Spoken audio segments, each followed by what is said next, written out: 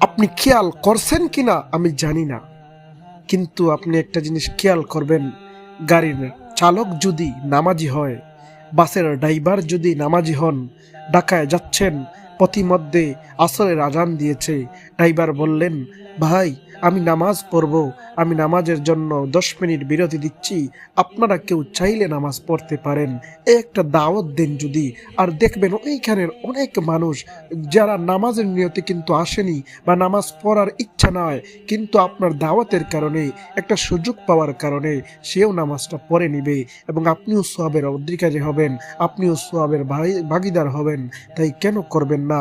তাই আসুন প্রত্যেক ড্রাইভার নামাজি হই, ড্রাইভার নয় প্রত্যেক মানুষ, প্রত্যেক মুসলমান নামাজি হই। ইসলামের অত্যন্ত গুরুত্বপূর্ণ এই খুঁটিকে সবাই আঁকড়ে ধরি। ইনশাআল্লাহ নামাজ বেহেশতের চাবি, আপনার নামাজই ইনশাআল্লাহ জান্নাতে যাওয়ার জন্য যথেষ্ট হবে। নবীজি বলেন, অল্প আমলেই নাজাতের জন্য যথেষ্ট।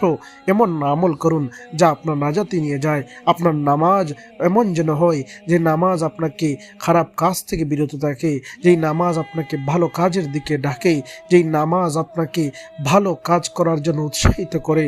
তাই আসুন, ভালো কাজের দিকে আসুন, নামাজের দিকে আসুন, ইসলামের দিকে আসুন, সবাই মিলে জান্নাতে যাই বন্ধু।